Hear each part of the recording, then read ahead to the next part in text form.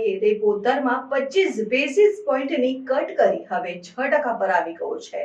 ભારતીય રિઝર્વ બેંકના governor Sanjay મલ્હોત્રાએ 9મી April 2025ના રોજ જાહેરાત કરી કે મોનેટરી પોલિસી કમિટીએ સર્વસંમતિથી રેપો દરમાં 25% બેસિસ પોઈન્ટની કટ કરી છે, જે હવે 6% ઉપર આવી ગયો છે.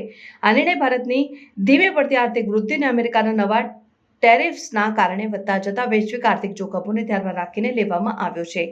આ વર્ષે ફેબ્રુઆરીમાં થયેલી સમાન કટ બાદ આ બીજી સતત રેપો દરમાં કટોતી છે અને આરબીઆઈએ નીતિનો દૃષ્ટિકોણ તટસ્થમાંથી અનુકૂળ તરફ ફેરવ્યો છે, જે ભવિષ્યમાં વધુ દર કટોની સંભાવના દર્શાવે છે. કેન્દ્રીય બેંકે આર્થિક વૃદ્ધિનો અંદાજ 6.7%માંથી ઘટાડીને 6.5% કર્યો છે અને મોંઘવારીનો અંદાજ 4.2%માંથી ઘટાડીને 4% કર્યો છે.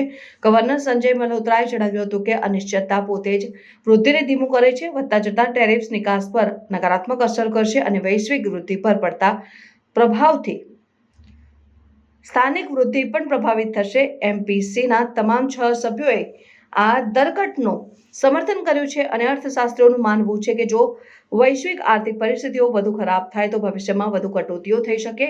આ દર કટોતીથી લોનના વ્યાજદરોમાં ઘટાડો થશે, જે હોમ લોન અને અન્ય લોનના ઈએમઆઈમાં રાહત લાવશે. તેમ છતાં બજારો પર આ જાહેરાતનો પ્રભાવ મર્યાદિત રહ્યો છે, કારણ કે આ પગલું અપેક્ષિત હતું અને વૈશ્વિક બજારોમાં ચાલી રહેલા ઉતાર ચઢાવના કારણે રોકાણકારોની ચિંતાઓ યથાવત રહી છે.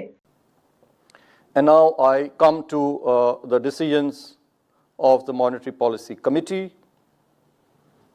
After a detailed assessment of the evolving macroeconomic and financial conditions and outlook, the MPC voted unanimously to reduce the policy repo rate by 25 basis points to 6% with immediate effect.